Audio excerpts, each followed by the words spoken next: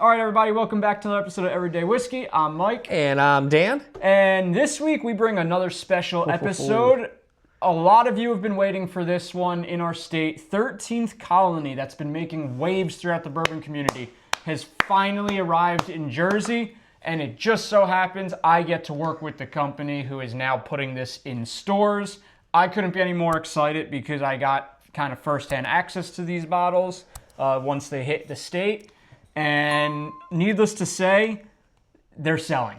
Our first drop, we had like limited cases of each, and we blew them out in like a day. We're finally getting back stock in again, but these are hot. People know about them. The buzz for 13th Colony has been I'm gonna forget you put that on the side of the fucking table, and I'm gonna there. find it in like 2 months. Like son of a bitch. The buzz throughout the whiskey and bourbon community has been huge. They've been making a name for themselves across the country. There's, like you said, like you said it earlier before we started filming. It's super active on social media. These guys are very engaging with the bourbon enthusiast, bourbon tube community. If you want to go with that kind of lingo for it. And like I said, Gus, one of our frequently mentioned supporters of the channel, Gus actually brought me the cask strength probably about 3 or 4 months ago into my office. We tried it, and we also tried the Jack Daniel's 14 with that too. But the cask strength was very impressive. Or cask strength right here. Sorry, cask strength was super impressive, and that was the only knowledge of the brand that I had. And then I saw everything else they did, and I'm like, oh shit, this could actually be something cool. And the pricing's great. The pricing's super. It's actually out of this world. It's insane. They did a great job with the pricing. Because these two are what, like 40-ish on the shelf? They're all here. Let's open up the. I have all the tech sheets. Yeah. Thank God Mike works for the company that sells it. There's a lot of numbers. Okay. I'll literally tell you exactly. So it's hold on. Yeah, 33. Yeah, I'll tell you exactly how much I would charge at my store. Because I am trying to get these in. There's a little bit of a catch going on right now. Yeah, like I said, we blew them out fast. Okay, so these two will be $42.99 on your shelf. Yep. Well, your shelf. Yeah. But most stores shelves follow this same markup. I'm not telling you the markup. Yeah. But it's a standard industry markup. It is pretty standard. Okay, so this is, we're here. Okay, so times that. It's not even going to be that much more. $57.99 on your maple bourbon. Yep. The cask strength, as we know, that's always going to be, why does it keep fucking... as you know, it's always going to be a little bit more. No. It is. Yeah, no.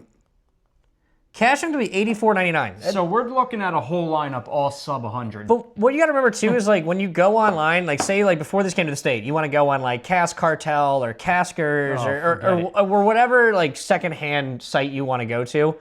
Number one, this was selling for like $95. But on top of that, you're paying shipping and handling. Obviously, if you spend probably some kind of convenience fee. Yeah, most of those sites too, though, if you spend over $200, they give you free shipping, but you got to spend $200. If you just want this bottle, you're going to spend 30% of it on shipping. So now you have a $125 bottle. Yep. So now, if you live in New Jersey, you can just go to the store nearest to you that carries 13th Colony, and you could buy it for $85. Yeah. So cliff notes on 13th Colony, for those who don't know, they are MGP, but they are Southern Georgia based, 13th Colony. Much like Blue Note, they have that really unique climate down there that makes it optimal for aging and finishing whiskeys. What they do is they source the MGP liquids, and then they further, instead of just finishing it and putting it out the door, they actually further age, finish. I don't know if they really do any blending. At least not out of these four. That might be one of their like. No, that's blended.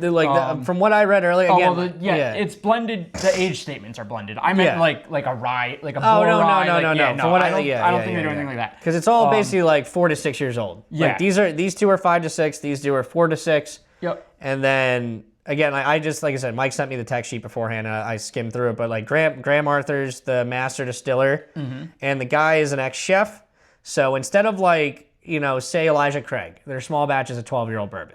They only put 12, like the youngest thing that goes in there is 12 years. So what this guy does instead is obviously they buy their barrels from MGP, they sit on them, they age them, they manage them, and then he tries the barrels one by one and pulls them as they're ready to drink. Yep. So it's aged to taste, not aged to a number? An age to a number. Yeah. Which is really cool. I was on a good track there and then just fucking hit a wall. I didn't even know what to like compare it. It's like literally age to a specific number. Age. But I like the age to taste thing because it obviously you can get more product out of that. And obviously in Georgia with the humidity, things are going to mature a lot quicker. So instead of waiting 12 years, you could probably wait 6 years on it because you're going to get kind of the same And it's output. a lot more nuanced and methodical. You're getting like a well-curated bourbon because you're tasting everything and going with what you feel is the master distiller is the best of the best in that selection. It reminds me a lot of like how Old Forester has the master taster position, and that's kind of a similar role that Graham plays for them. Obviously he's the master distiller, but also the master taster in the sense that like he's only pulling barrels that are ready to go. There's never like they're never jumping the gun on something just to get something out. So I appreciate that. But all right, let's The other cool thing, because you just reminded me, I love that they're in like Old Forester birthday. I don't even know what you want to call these. I guess these are old school pot still bottles. I guess so. I don't know. All right, let's drink some stuff. Yeah, let's get into it. All right, so we're gonna start off with the straight bourbon. Again, like I don't know what the timestamp is right now. If you don't want to hear the whole rant for the first 2-3 minutes of this video, you can fast forward to this exact point. So this first guy, like we said, is 4 to 6 years age, meaning the youngest in here is 4, oldest is 6. And we were running with 95 proof, which is honestly elevated. That's a solid proof. No, it's elevated off base. Like a lot of brands are gonna do like what is it, 90.2, whatever that new. And then we got 70% corn, 21% rye, and 9% malted barley. All right, so and I like from what we read, all their bourbons are 70% corn. That's the base. The rye is 95% rye. So everything here is starting from a very similar foundation, and then their master distiller is then blending off that foundation. Yep, he's going forward with it. What else? Are they all actually? Okay, it's a nice. It's an MGP nose. Like you smell it. You smell cherry wood. The first thing I smell is cherry wood. That's an MGP nose. Oh, actually, they're all the same mash bill. It's entirely. It's all. It's a foundation, so we don't and then need the mash bills anymore. No, Got it. It's the same foundation, and then they're just adding maple wood, adding the spiral like oak chip things, whatever. Super technical term on my part. Yeah. Again, the nose is very good, but it's very MGP. It is traditional. You get big, bold vanilla notes in this one. That's what I get right out of the gate. A nice oaky vanilla sweetness. I get a little more wood exposure. I do get the vanilla. Yeah. I'm not saying I don't. That's part of like the oak profile. That's why I added oaky into it afterward. It's like that oaky vanilla. It's definitely a very like light, heavily oaked like palate to it. I do like it, but you can definitely tell it's the base. This is your starting point. This is the building block of everything else besides the rye we're gonna taste today. But for $42, really solid.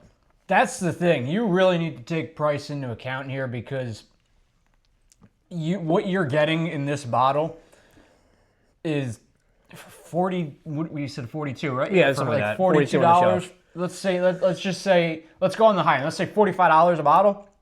Yeah. You can't beat that. No, still at 45 it's good because like I like this better than Woodford. Yes. So Woodford's 46, 45, 46 depending on where you're at. And 95 proof is nice because it's got that drinkability and that palatability. It's got more texture though. It's got a very little palatable. Yeah. But then it's got that body and texture, and in all honesty, it's super well balanced. Yeah. It feels heavier. And it's much closer to that proof that we like to drink, which is like usually 100. 95 is a good starting point because like I think it's still attainable for a new bourbon drinker. Like it's not going to kind of blow your doors off, but for your seasoned bourbon drinker, I think it's still got enough like gumption that there's something to grab onto. I'll fire my score out. Yeah, fire away. I am taking price into account with this. Yeah. I mean, we do with everything, but no, you do to an extent. But I am at a 7.1. 7.1. I'm more in like the 7.6 range. 7.3. So like, yeah, let's do that. 7.3 out of 10 on the straight bourbon whiskey. Again, a solid bourbon. Very good for the price. My favorite, no, but I think it's a solid like jump off point for us here. Oh yeah.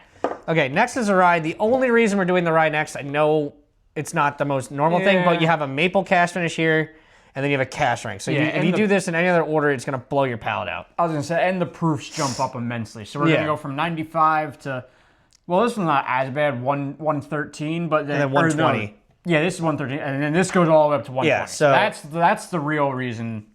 That's where our heads are at with it. Why we're we're going by proof instead of by finishes and all the other stuff. And then it's just like same thing. This is an MGP rye. Immediately you smell dill. Yep. Immediately, it's dill, it's thyme, it's black licorice. It's the whole. You kind of just nailed that. It's the whole gambit. Dill, definitely the black licorice. So like, if anyone's curious, and like Mike and I have definitely said this in prior videos. So like, Indiana ryes have a very specific nose and a very specific palate, and the biggest ones are black licorice and dill weed. Like, those are the two things. If you get out of those, 99% of the time it's from Indiana. Yep. From Kentucky, you're going to get a lot of residual sweetness, black tea, and it's a little more like eucalyptus-y herbal. Yep. And then your Tennessee ryes are a little lighter, a little shinier. They have some sweetness, but it's very grainy. Yeah. And then like your New York rye, they use their own heirloom corn. That's a total different fucking. That's like really malty. Lessons on rye with Dan. I know. I was gonna say Today, Junior. It's very good. Matches the nose. No, it's very good. It's one of those things where it's an MGP rye. Like, I'm not gonna say it any other way, but it's as straightforward of an MGP rye as you could possibly get. Rye. And I love MGP ryes. I do too. I'm not saying this in a negative light. I'm just saying if you've had some other MGP ryes, you kind of know what you're getting. You know what you're getting into with this. I will say this may be a hair cheaper than some of the other ones that might be offered on the market, but that's where I'm at with it. I like the rye. The rye is delicious. I can easily. They're funky. They're funky. They're fun. Turn this into a good cocktail. I'm at the same score on this. I'm at with the bourbon. 7-3. Just 7-3. Yeah. I don't think this is any better or any worse or anything. Obviously, a rye to a bourbon's a hard apples to apple, but my enjoyment is the same. Yeah, I know. They're both very, very great representations of your standard MGP bourbon, standard MGP rye. Are we locking in 7-3 for this one too? Yeah, let's lock it in. I don't. There's in my brain. There's no better like democratic way to do this. Yeah. Like, because I have my feelings towards both of them are identical in the way I look at a rye and the way I look at a bourbon. Exactly. No, I'm kind of right there with you. Okay, so next one is the one I've had this already. It was long enough ago that I don't have any perspective on it, nor did I rate it at that point because we were trying it in my office. Yeah. So, but this was the one I wanted to try because Mike and I have a very strong affinity for maple bourbon to the point where every year we do a best maple bourbon of the year episode. Yep. Just to make sure we haven't missed out on any new maple bourbons that have hit the market. We could at least get our hands on. We do need to do a honey whiskey episode soon because Green River released their honey whiskey and it's $24 a bottle. Okay, I'm here for that. But I want to compare it to like Harrison's Honeydew, Yep. Blue Notes Honey Rye, Blue Notes Honey Bourbon would be an interesting kind of. French oak too now.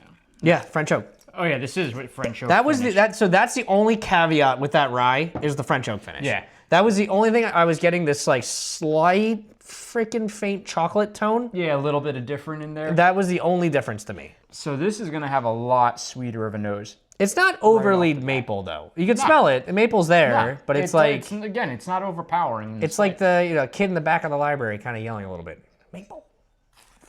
It's not overbearing. Mm-hmm. Ooh, I like that.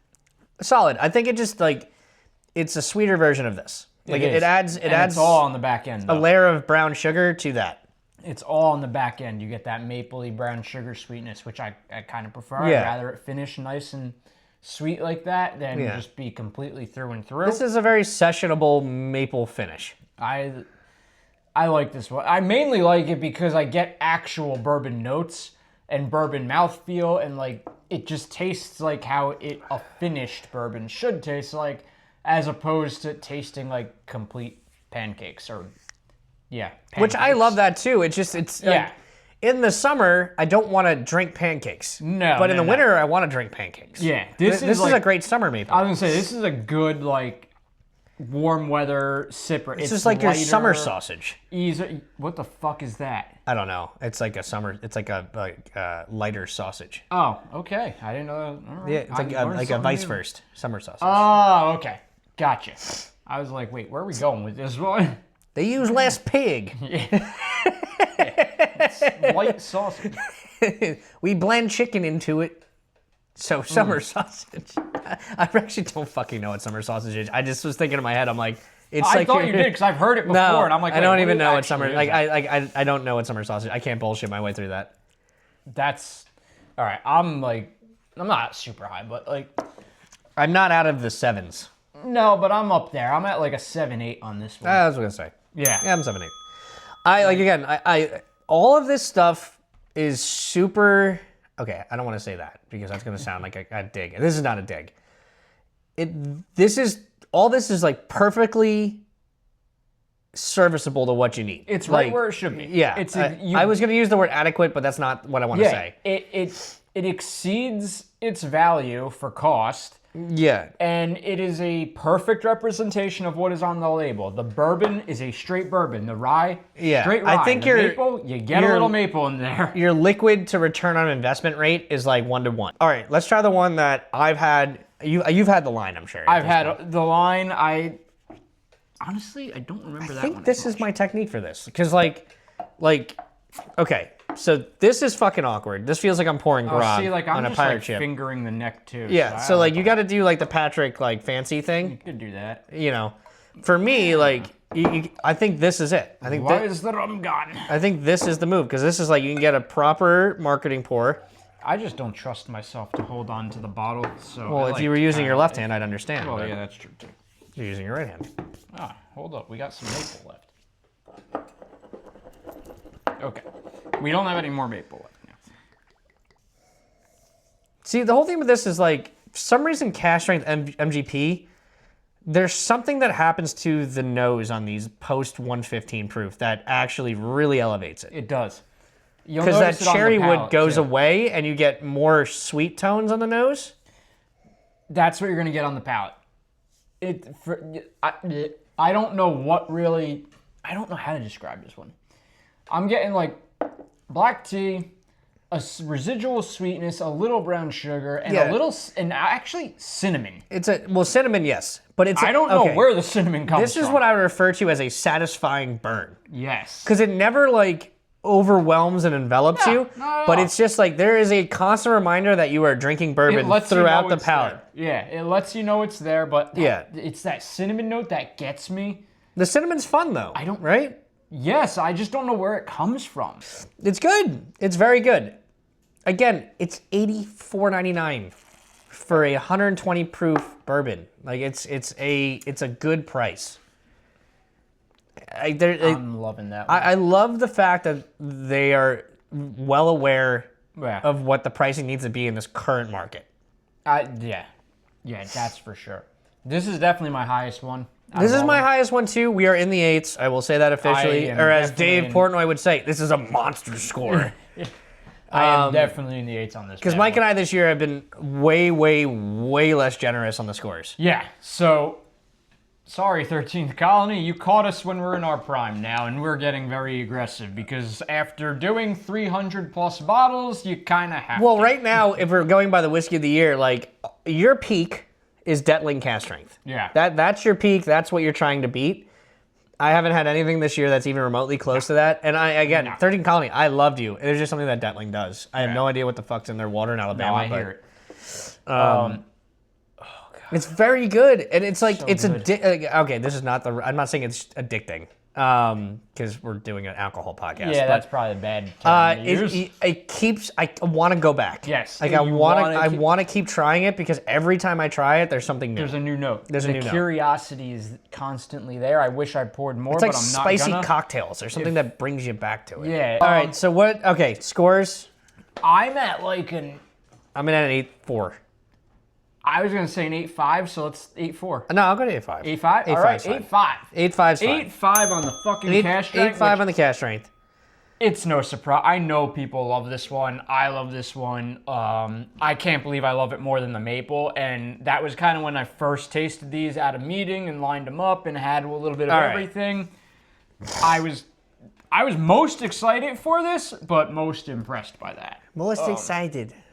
8.5 is the highest scored whiskey we have all year. That is the cask strength of the 13th Colony and the Old Charter Oak Finest Oak. Okay. So, hey. You're in first place for the year so far. Because even, okay, 8.6, rare character, 21 year. That's the highest rated thing we've had all year. All right, you're in second place for the year. Second place for the year. Mike's got some editing to do. Yeah. All right, we're good. Okay, we're back to where we need to be. Perfect. All right, guys. Sorry, we're a little over the place with the episode. That's all right. Probably had too much We to were drink. excited about this episode. This was a cool one. Everyone's been waiting for this to come to the state. And Yes, it 100%. finally is here. 100%. All right, everybody. Drink responsibly. Have a great day. Thank you for watching this episode. Yes. Go buy some 13th Colony. It's now in the state of New Jersey. Cheers.